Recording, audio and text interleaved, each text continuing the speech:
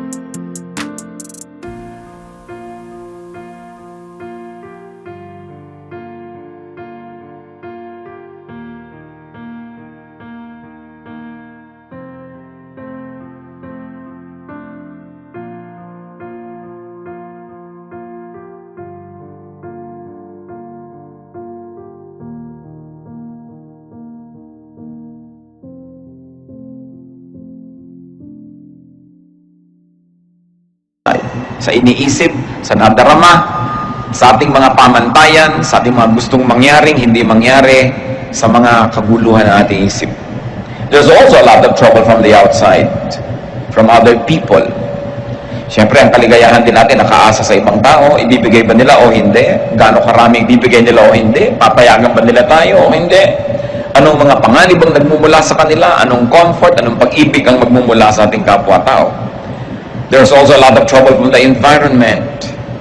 People are afraid. They're afraid of fires and earthquakes and volcanoes erupting. People are afraid of the weather changing and all that. But no matter how you become afraid, what can you do about the uncontrollable? So there are things that make us unhappy. They are uncontrollable. And there are those that are controllable anyway. But just the same, life could present so much reason to be sad. Pagka nga umiibig ka, masaya ka, pero may kakambal na lungkot dahil natatakot kang mawala yung iniibig mo. Either iwanan ka o sumakabilang buhay siya, o mawala siya sa iyong piling, malayo, maraming kinakatakutan. That's why man needs happiness.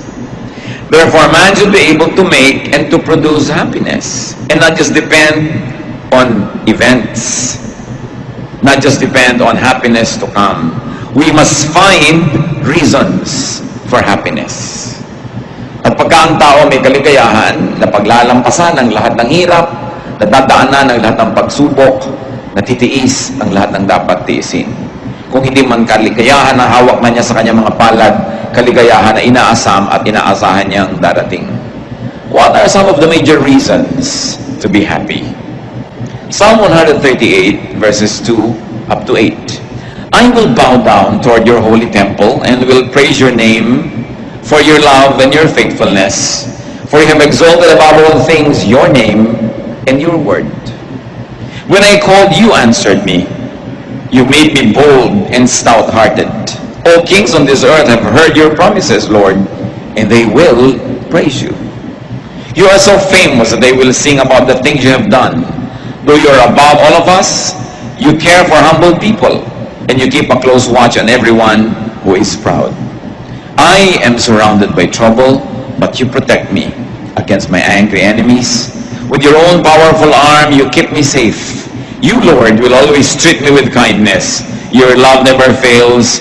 You have made us what we are. Don't give up on us now. Napakaraming dahilan dito pa lang sa kaunting verses na ito para ang tao ay maging masaya o para aliwin niya at pasayahin ang kanyang sarili. At isa-isahin natin yun. Unang-una, God is loving and faithful.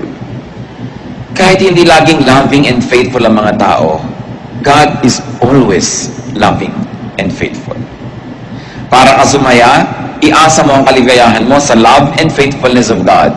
Secondary lang yung love and faithfulness of people. The love and faithfulness of people can make us happy in a very unique way. But the love and faithfulness of people can be threatened. The love and faithfulness of people can change. Salamat na lang kung hindi nagbabago. Lagi tayong mahal lang mahal natin, matapat sa atin yung pinagtatapatan natin. Pero ganun pa man, kung hindi man yan mangyari, pag inuuna mo na laging isipin that God is loving and faithful, at inuuna mo ang relasyon mo sa Diyos, dumating man o umalis sa mga tao, maging matapat man sila o hindi, you are steady. You are shaken, of course, but you are never broken. You are never totally destroyed when God is in the center of your life. Because of God, people could be loving and faithful too. Kung ang Diyos na lumikha sa atin at ang Diyos na may Espiritu nakatira sa atin ay mapagmahal at matapat, therefore, lahat ng taong tinatahanan ng kanyang Espiritu ay kaya ring maging mapagmahal at matapat. At kung marami tayong kalungkutan na tinatamasa dahil hindi tayo mahal o hindi matapat sa atin ang mga minamahal natin, dapat baliktarin natin yon. We cannot control other people, but we can control ourselves. So let's be happiness factories. Meron kayong dapat pagtapatan, maging matapat kayo. Meron kayong dapat mahalin, mahalin ninyo. Para yung inyong pinagtatapatan at minamahal, sumaya. At nabawasan ninyo sa pamamagitan ng pagkilos ng Panginoon sa ating buhay, ang numero, ang bilang ng mga taong malungkot at mga taong nababagabag.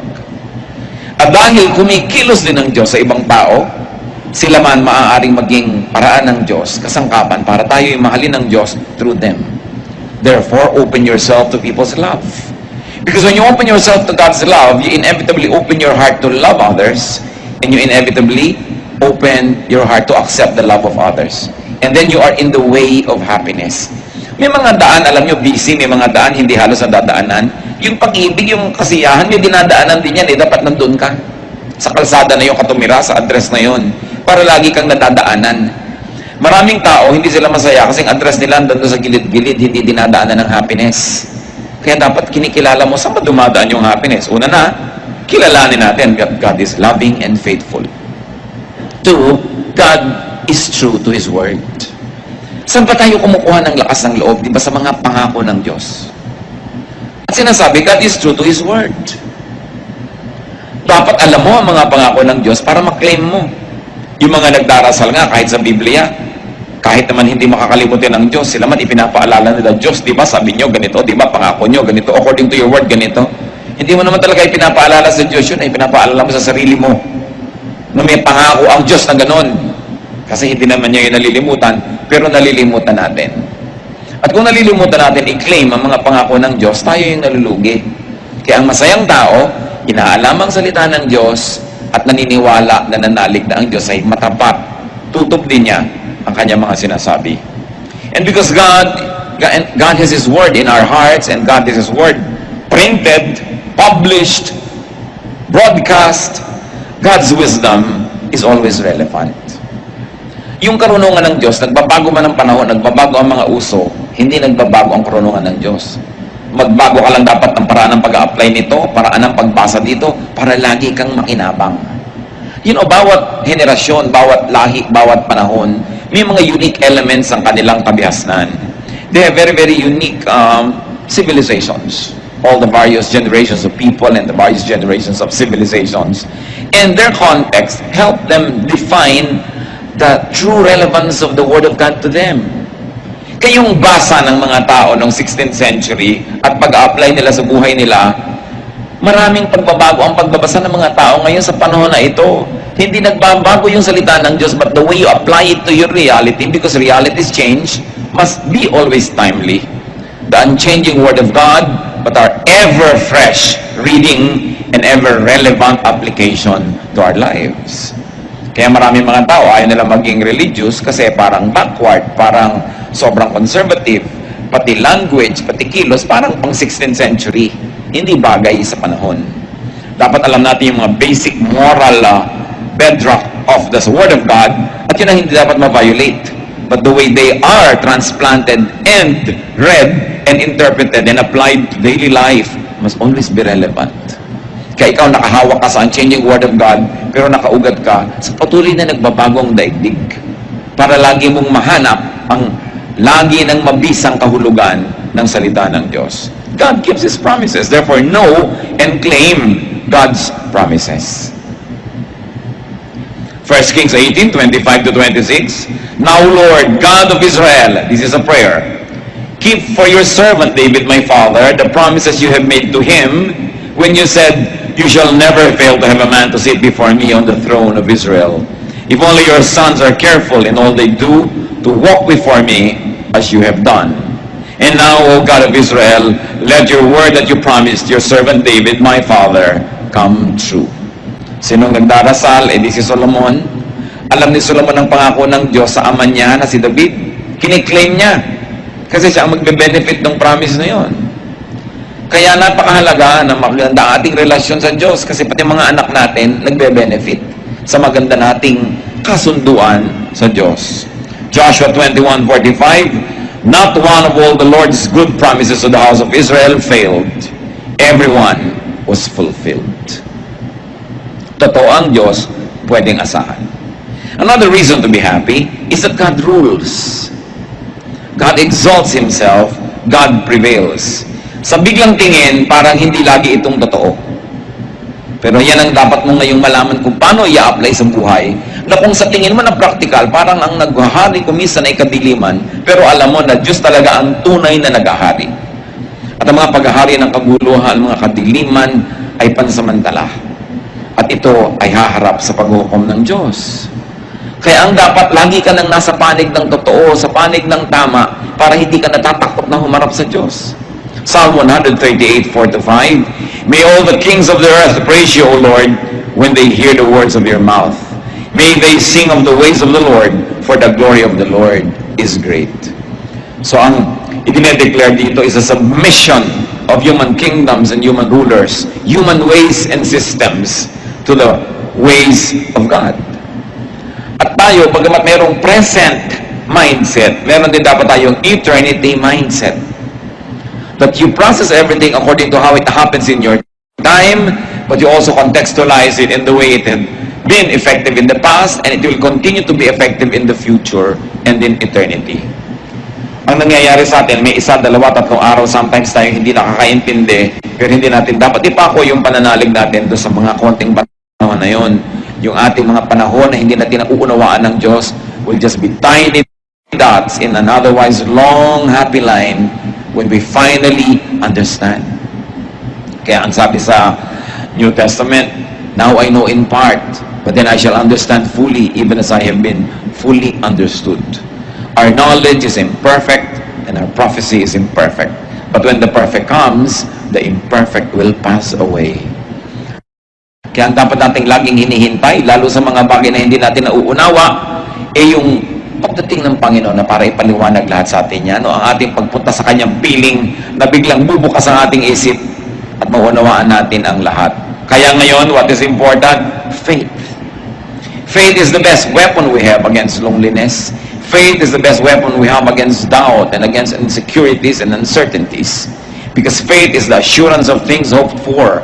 It is the evidence of things not seen. That's why people are saved by faith. Not by their knowledge. Kasi yung alam mo, syempre, mananalig ka na doon. Pero hindi mo naunawaan na nanalig ka, yun ang hinahangaan ng Diyos at pinapahalagahan. Hindi naman ibig sabihin na mamuhay tayo sa ignorance na wala tayong naiintindihan. But for the few things that are not clear, when I was a child, sabi nga sa Bible, I thought like a child, I reasoned like a child. And now we are in a childhood state. When it comes to terms of eternity, what is the lifetime of a human being? 90 years? 100 years? We will never become adults spiritually. We are like children. But sabi niyo ganon, now that I become a man, I give up childish ways. There will be changes. And those changes are the ones we aspire for when we will finally comprehend the things that are beyond our minds at present. Another reason to be happy, according to what we have read, is that God answers prayers. Sumasagot ang Diyos. Pero bakit maraming sinasagot ng Diyos, hindi pa rin sila masaya? Because they want only a yes answer from God. Kaya hindi sila masaya. Pero pag Diyos ang sumagot, yes is a blessing, no is a blessing, wait is a blessing. Because God is always true and God is always loving. Therefore, His no is His best way of loving you at times. Nagiging malungkot tayo kasi conditional yung happiness natin pag ang sagot, yes. Pero itong tandaan natin mga kapatid, pag Diyos ang sumagot ng no, yun ang the best. Because God knows best. And God can say, wait. And so when God says wait, you wait. Huwag kang masyadong mainipin. Iba ang panahon ng Diyos sa ating panahon. And God's timing is always perfect. Marami tayong lungkot dahil sa inip. Nababagot tayo. Marami tayong lungkot dahil nabibigo tayo sa hinihingi natin sa Diyos. May nagtatampo pa sa Diyos. Pero, di ba ang marunong at mahusay magmahal na magulang, marunong din mag-no sa kanyang anak? Hindi lahat ng hinihingi ng anak mo na sa kanyang limitadong pananaw ay mabuti sa kanya, ay ibibigay mo. Dahil sa iyong mas mature na pananaw at mas mapagmahal na pananaw, hindi dapat mapunta sa kanya. Kaya kung minsan ang mga bata, nagtatampo pa, nagagalit sa magulang, pero pag naging magulang na sila, doon nila nauunawa.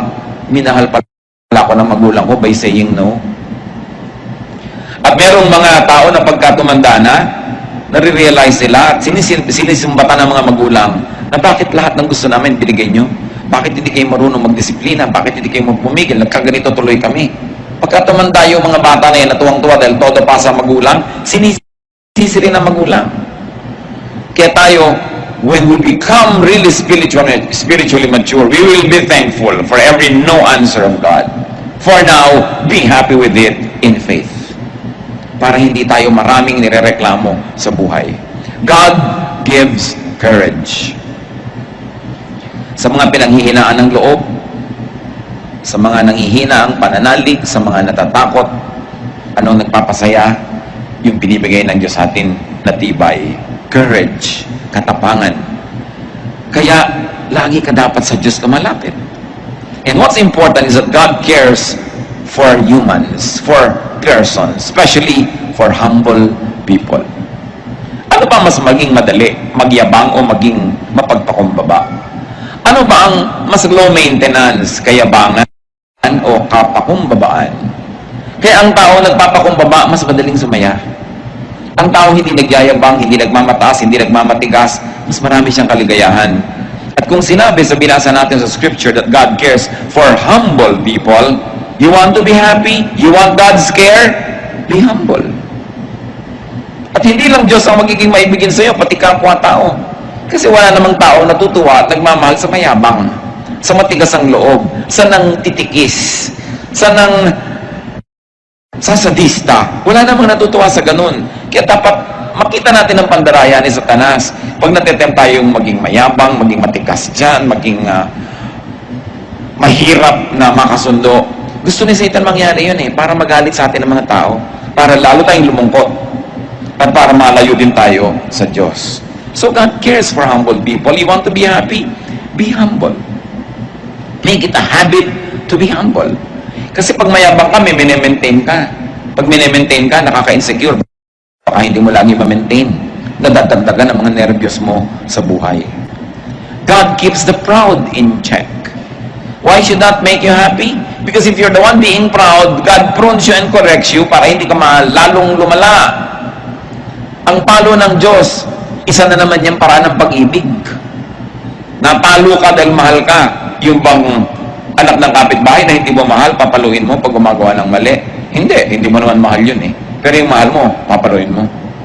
At pag pinapalo tayo ng Diyos, siya ang unang-unang nasasaktan, tulad din ng magulang na namamalo ng anak. Liban na lang yung mga magulang na sa sobrang galit, gumaganti na lang talaga, nang bugbog na lang ng anak dahil nang galit, nang nagalit siya. Pero yung kalmado ka, papaluin mo, mahirap gawin yun. Kaya nga ang mga magulang, pinapayuhan natin, pag galit na galit kayo, tinuturo naman sa Bible, mamalo ng anak Pero huwag kayong mamalo habang galit kayo. Kasi baka naghihiganti lang kayo nun. Baka it is the evil nature that was insulted or challenged and now you're trying to be supreme and you're trying to assert your seniority and authority. Tuloy, Hindi ka na namamalo para magtuwid, namamalo ka para gumante. Iba yun. Hindi gusto ng Diyos ng ganun palo. Pero yung palo ng pagtutuwid, mabuti yun sa pinapalo. Ngayon, kung ikaw si mayabang, na humble ka, na walang ka na ipinagyayabang mo, pero anak ka ng Diyos, masaya ka dapat. So pwede mo masabi, Lord, salamat, napahiya ako, salamat, kinapos ako, salamat, na-humble ako. Kasi nalilibang na ako, nakakalusot ang mga kayabangan ko, akala ko pwede na. Akala ko deserve ko kasi yung ganung mga kayabangan. So, pagka ikaw napalo, pasalamat ka. Pero bakit pa rin tayo magiging masaya that God keeps the proud in check? Kasi kung tayo yung api, kung tayo yung nagpapasensya, tayo yung na-damage sa mga mayayabang, alam mo na hindi naman sila ito-tolerate ng Diyos sa matagal. Hindi kailangang ikaw ang magtuwid sa kanila, hindi kailangang ikaw ang sumira sa kanila. Ang Diyos ang bahala sa kanila. Ang sabi ng Panginoon, vengeance is mine, I will repay. Anong kaligayahan ang makukuha natin dyan? Na kahit kuminsan may mga taong akala mo ang yabang-yabang, akala mo inaapi-api ka, you don't put it upon yourself to be vindictive. Hindi ikaw kailangan magplano ng pagganti. Ikaw tuloy na spare from a lot of trouble and even consequences of having been vindictive. Kaya napakainam yung ipinapasa Diyos mo ang maraming bagay. Siyempre, kung talagang naapi ka at kailangan mo mag-recourse sa batas, kaya nga may gobyerno, kaya may hustisya, because it's also an instrument of God to protect the innocent. No? Kaya napakahalaga ng mga Kristiyano, pinaglalaban mo kung ano yung tama, kung ano yung matuwid, kung ano yung makatwiran. Why else can we be happy according to the verses? Because God protects His people against angry enemies. Kung minsan naman wala kang ginagawa, may nagkagalit talaga sa'yo. Pero nakikita ng Panginoon ang lahat ng iyon. Sa Panginoon kayo magsumbong. Kung may mga tao nagagalit sa inyo at matapos yung magsaliksik ng inyong budhi, alam niyo naman na wala kayo talagang ginawa para magalit sila, then ipasa Diyos. Psalm 138:7, You stretch out your hand against the anger of my foes. With your right hand, you save me. Sa Diyos tayo magpaligtas. Sa Diyos tayo laging lumapit. Kung minsan kasi lalapit ka sa tao, nabibigo ka. O kaya, tutulungan ka niya pero hindi pala niya kaya. Kabiguan pa rin ang ending. But to trust God. And the Lord is always kind to His people. Lagi. Pag sinabing lagi, tulad ng ini-emphasize natin, kahit no yung answer, kahit namamalo ang Diyos, kindness yun. At pag naunawa natin yan, na-absorb natin mga kapatid yung kahulugan ng God is always kind, no matter how people perceive God's dealings, that His love never fails, sasaya ka. Kung hindi ba totoo ang lahat ng ito, look mga kapatid, buhay pa tayong lahat. Ilang taon na kayo, ilang panganib na ang inyong dinaanan, ilang sakit na ang naranasan natin, ilang mga pagtatangkalan ng iba na sirain tayo, pero look, buhay pa tayo. Isang malaking patotoo ng kabutihan ng Diyos. At kahit hindi ka pa rin buhay ngayon, sinabi ka, to live is Christ, to die is gain. Wala kang pwedeng puntahan na hindi nandun ng Diyos. Pasalamat ka pa rin. Kaya ang happiness mo, dapat walang pagsidlan, walang kondisyon. Ano man yon, anak ka ng Diyos, everything that happens is a blessing to those who love God and are called according to His purpose. And even if we move to the next slide, God will be there. Yung greatest fear natin, death, should be the greatest liberator. Because we will at last be spiritually one with our God. Psalm 139, verses 7 to 8, Where can I go from your spirit? Where can I flee from your presence? If I go to the heavens, you are there. If I make my bed in the depths, you are there. Sa pusudodan ng dagat, nandun ka. Sa kataas-taas ang langit, nandun ka. Paano kita tatakasan? Napakasarap na yung mga basic truths na ito laging maalala. Kasi sinabi ko, I walk through the valley of the shadow of death, I will fear no evil. Mga kapatid, ano yung mga valley of the shadow of death ng inyong buhay? Sasakay ka ng aeroplano, ninenervyos ka. Diba? Yung, ayan, I'm walking through the valley of the shadow of death. Sasakay ka ng barko kumisan, ninenervyos ka, lalo masungit ang panahon. Ang dami-dami sa ating citizens walang magawa. Talagang wala silang sariling sasakyan. Sumasakay sa mga bus o mga sasakyan, nagkakarera yung mga driver na hindi mo na malaman kung anong mga buhay ka pa bang bababa dun o hindi. Ito, I walk through the valley of death. Ang daming fears. Baka ka mawalan ng trabaho, baka ka magkaroon ng sakit, baka kung ano-ano. Pero ang sabi, even though I walk through the valley of the shadow of death, I will fear no evil because you are with me. Dahil kasama natin ang Diyos. Napansin nyo ba, 8 mga dahilan yan para sumaya, pero meron niyang isang common denominator, mga kapatid. It is all God-based and God-centered. Lahat ng dahilan ng kaligayahan na yan, dahil sa Diyos, dahil may Diyos. Many people are sad because they seek happiness outside of God. Many people are sad because they seek happiness away from God. They seek happiness mostly from people and from things. Therefore, people are sad. Pero ito, 8 great reasons to be happy, and all of them focus on God. Puro yung God is like this, God is like that, God's word is like this. Kaya yung tao na inuuna yung Diyos, nakasentro ang Diyos sa kanyang puso, talagang ang Diyos naka-enthroned sa kanyang isipan, sa kanyang damdamin, masaya yun. Kahit dinadalaw ng paminsan-minsang lungkot, dinadalaw natural ang paminsan-minsang mga duda, pero paminsan-minsan at hindi siya nagkakagiba-giba. Dahil Diyos ang sentro ng kanyang buhay. At ito ang itinuturo ng Panginoon. Alam nyo, struggle ko matagal yan. Nung araw, tinatanong ko sa Diyos, bakit lagi mo, Lord, gustong number 1? Bakit kailangan number 1 lagi? Is God egocentric? Kulang ba siya sa pansin? Pero talagang na-share ko na rin sa marami sa inyo, the Lord revealed to me that He wants to be number 1 because when He is number 1, we will be happy. Pag ginawa mo number 1, tao, kawawa ka. Pag ginawa mo number 1, bagay, kawawa ka. Pero pag Diyos yung number 1, lagi siyang nandun. Hindi siya nagbabago. Lagi kanyang mamahalin. Mahalin ka man o hindi ng tao, magkaroon ka man ng pera o wala kang pera, andun lagi yung Diyos. Kasi pag number 1 siya, siyempre number 2, number 3, number 4, mahalaga. Pero hindi masyado, hindi kasing halaga ng number 1. Ngayon, isipin niyo mga kapatid, ano ba o sino ang number 1 sa buhay natin? Pag sinabi mo, ay, ang number 1 ko, ang aking misis, mahirap yan. Dapat number 2 lang siya. Dapat number 1 ang Diyos. Number 2 din si Mister.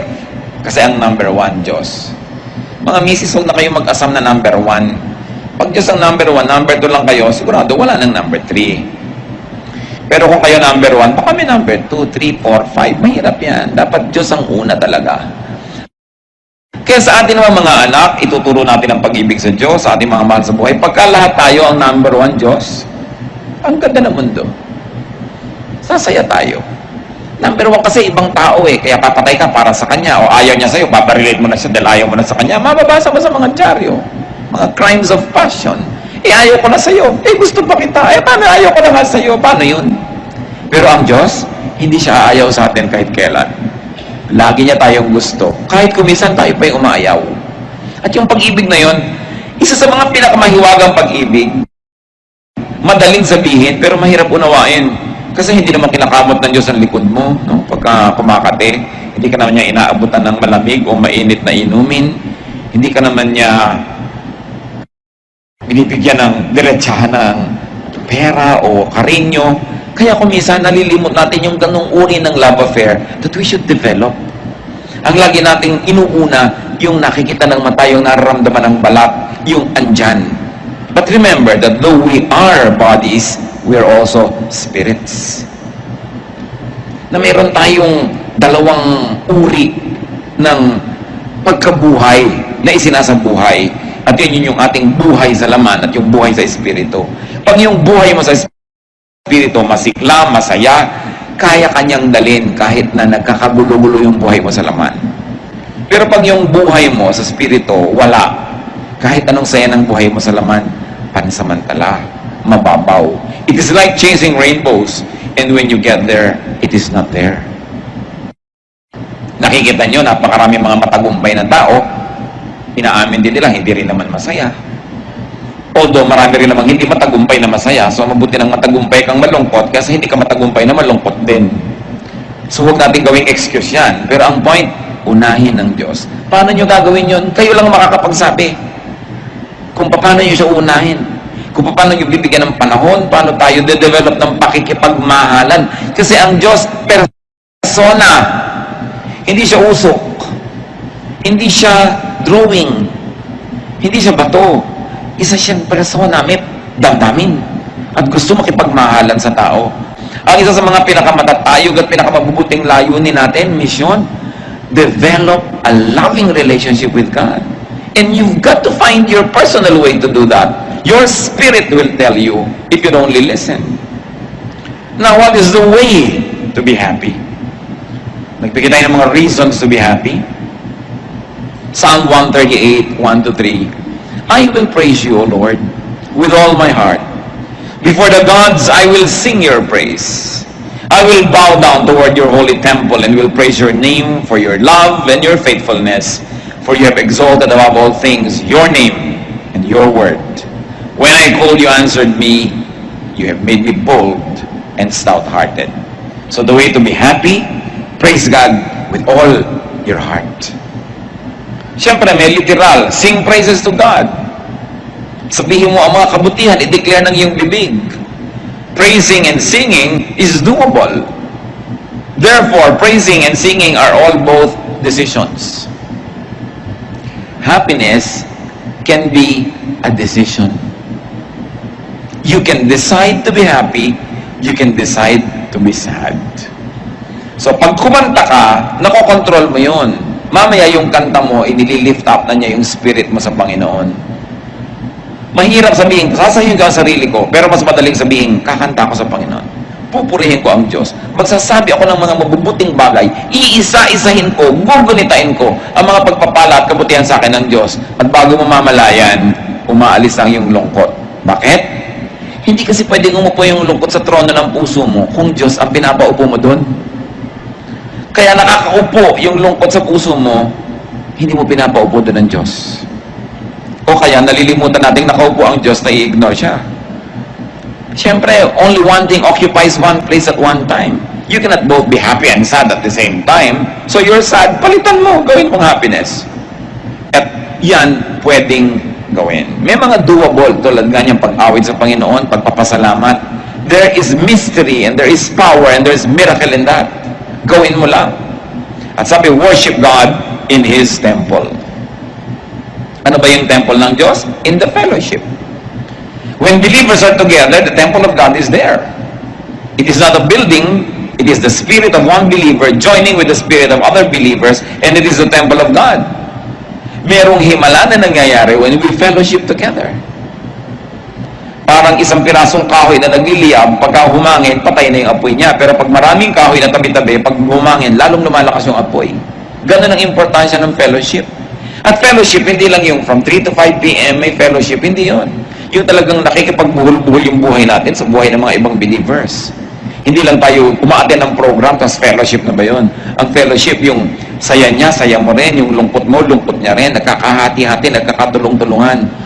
Ang Diyos kasi nilikha tayo na talagang nakikipag-asahan sa ibang tao, umaasa at naaasahan. Kaya marami daw malungkot, sabi nga ng isang poster, people are lonely because they build walls instead of bridges. So we build walls to people, against people, we become sad. That's why we fellowship. Itinuturo yan sa Biblia, always fellowship. Kasi alam ng Diyos, maraming lungkot ang buhay. At maraming ligaya tayong matatamasa sa tunay na pakikipagkapatiran. Yung tunay na pakikipagpalagay ang loob at pakikipagtulungan, hindi yung superficial lang. Hindi yung strict mo sa fellowship, ayaw na tuloy umatin ng iba, hindi na sila pwede maging totoo. Pagtanggap, walang patakarang pagtanggap sa kapwa. Pagmamahal, pagtulong para siya umasenso, ma-develop, may saya dun. You lang, you are able to unmask yourself and you're able to be your true self in the presence of another person or persons that already gives you happiness.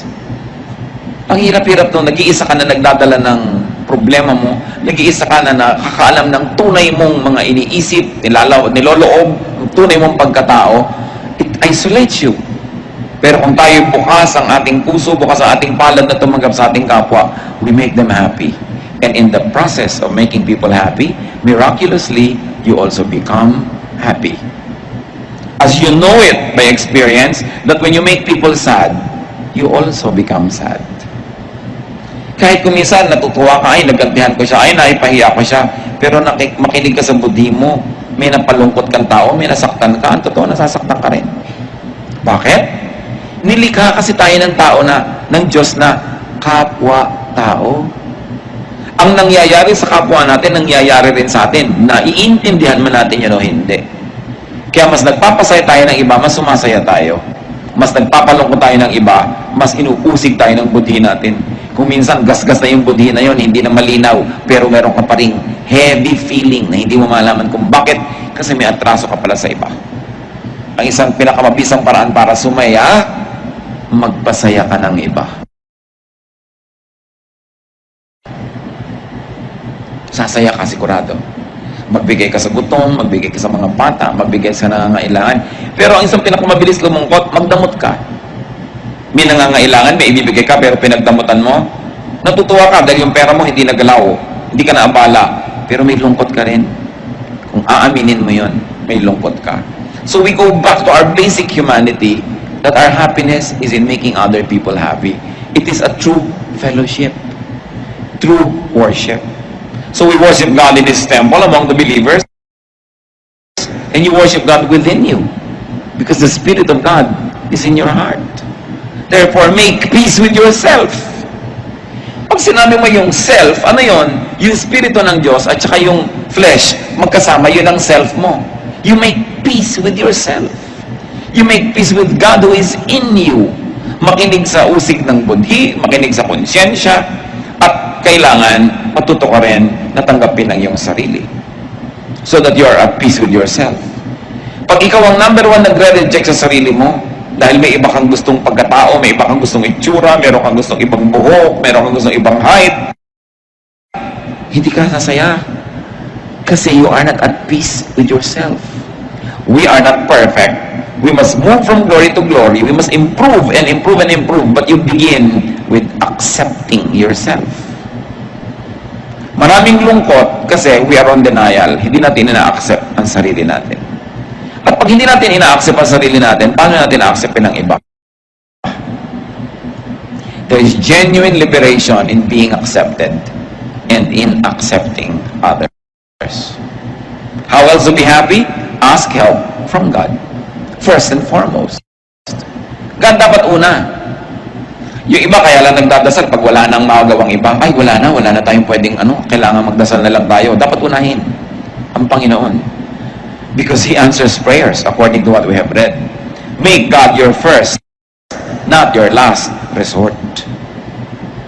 And be humble, as we have said.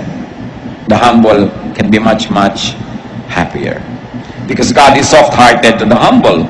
James 4:6. But He gives us more grace. That's why Scripture says, God opposes the proud, but gives grace to the humble. In 1 Peter 5:6, humble yourselves, therefore, under God's mighty hand, that He may lift you in due time. Happiness is more easily attainable in humility. And as we have said, accept yourself. Accept your life. It doesn't mean na huwag ka na mag-ambisyon na improvein yan. It doesn't mean na huwag ka na magkaroon ng mga pangarap na makalaya sa kung ano man ang gumagapo sa iyo ngayon. But for the time being, accept your reality. Do what you can to change it for the better. But while the better is not yet achieved, be happy with your reality. Do not live in denial. Kailangan tanggapin mong eto ang buhay ko ngayon.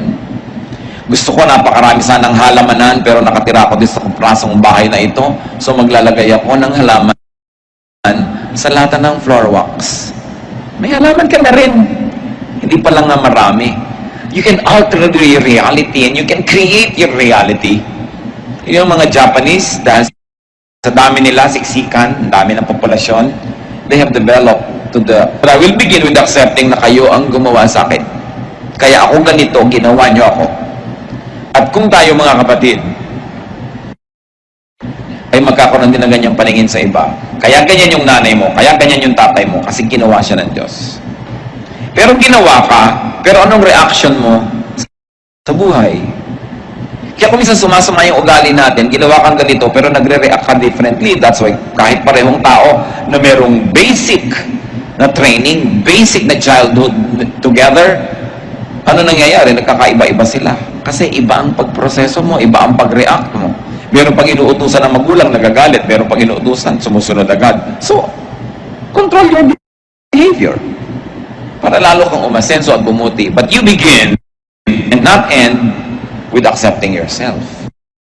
Gawa ka ng Diyos eh. Ang daming kalungkutan kasi hindi mo ma-accept yun eh. Hindi mo nare-realize that you are fearfully and wonderfully made. Kung minsan meron kang napakalaki mga kahinaan para lang pala lalong makita ang himala ng Diyos sa'yo. Kasi kung kinreate ka man na puno ka na, hindi mo na kailangan yung Diyos. Kaya mga kulang-kulang. Kasi gusto ng Diyos punan. Gusto ng Diyos na punuin niya ng punuin yan. Para habang lumalawig ang buhay mo, may fellowship kayo, meron kang continuing need for God. Kasi alam nyo to mga kapatid ha, pag sobrang lusog natin, nakakalimot tayo sa Diyos dumasal, pero madadasalin ka kung may sakit ka. Kung may sakit ang mahal mo sa buhay, lalong madadasalin ka. Pag ang dami mong pera, madaling makalimot sa Diyos. Pero yung wala kang kapera-pera, talagang abot-abot ang dasal mo. May fasting pa kumisan yan. No? Pagka meron kang papa, nakakalimutan mo yung Diyos. Pagka nawala si papa, back to God ka na naman. Serve ka na naman. Kanta ka na naman. Turo ka na naman kasi wala si papa. So, kaya may mga kulang tayo. Huwag yung isipin na nilikha tayo ng Diyos na may kapintasan. Kaya tayo may kulang para punan ng Diyos. Pero tatanggapin mo sa simula, kulang ako. But here I am, Lord, fill me with your glory. Huwag niyong ikalungkot ang mga kulang sa inyo. Ikatuwa nyo dahil dyan kayo pupunuin ng Diyos. Kasi sinabi ni Paul, when I am weak, then I am strong. Kasi kung saan ako kulang, doon may opportunity ang Diyos na punan ako. Kaya yung mga taong puno na, ang yabang-yabang na, anong ginagawa? Iniligwak ng Diyos, itinataob, inaalis yung mga pumupuno sa kanila para maging humble ulit. Lord, kailangan ko kayo. So, sino ba nagbabalik sa loob ng balik loob sa Diyos? Yung mabiglang umaasenso o yung biglang nagfe-fail? Madalas yung nagfe-fail. Although merong dahil umasenso, matalino siya. Ay, mahal-mahal ako ng Diyos. Lalo ako magpapaka-Diyos. Pero bihira yun. Madalas yung punong-puno ka na, itinapon nga, ayan, hindi biglang wala kang laman, dasal ka na naman, balik ka na naman sa Diyos. Kaya pagka naitapon na gano'n yun, di ba, laging labig ang Diyos, lagi siyang tama. Sabi mo, Lord, bakit man meron ako na wala pa? Eh, kasi nalilimutan mo na ako eh. Bumalik ka. Come back to me and I'll come back to you. Sabi ng Panginoon, return to me and I will return to you and I'll fill you again. Pupunin uli kita, siksik-liglig, umaapaw. Pero kailangan, nandiyan ka, ready to be filled. Masarap yung ganon. So, sino ang nakakatanggap talaga ng mga himala? Di ba yung nagkakasakit? Yung lagi naman malusog. Di naman nila alam na everyday himala yun na nami-maintain. Kaya, hindi ko sinasabing ibigin natin na maging kulang, maging may sakit, maging mahirap. Pero kung yun ang kalagayan mo ngayon, yun ang reality mo, huwag mo ireklamo, ipagpasalamat mo na may opportunity kang lumapit sa Diyos. At ang Diyos ay nalalapitan, at ang Diyos ay sumasagot sa panalangin, at pupunuin ka niya. Ngayon, ang panalangin at ang tunay na pananalig, hindi ka pa pinupuno, nagpapasalamat ka na because you know that God is faithful. Di nawawala yung lungkot mo. Hindi mo lang sinapsychologize ang sarili mo dyan. Ha? Totoo yan. Pinangahawakan. Kasi sa nananalig, ang iniisip pa lang niya, totoo na. Kaya faith is very important. It is very, very crucial. There is so much reason to be unhappy, but there's much more reason to be happy. There's a way to be happy. Praise God. What does it take to praise God? Count your blessings. Thank God and praise God. And when you do that, God will change your mood. Psalm 30, 11 to 12. You turned my wailing into dancing. You removed my sackcloth and clothed me with joy, that my heart may sing to you and not be silent. O Lord my God, I will give you thanks forever. Sabi, tinanggal mo ang pagluluksa ko, pinalitan mo ng damit na pampiesta ang aking luksang damit. Ang pagpalahaw ko at pag-iyak ko, pinalitan mo ng pagsayaw. Magagawa yan ng Panginoon sa atin, mga kapatid.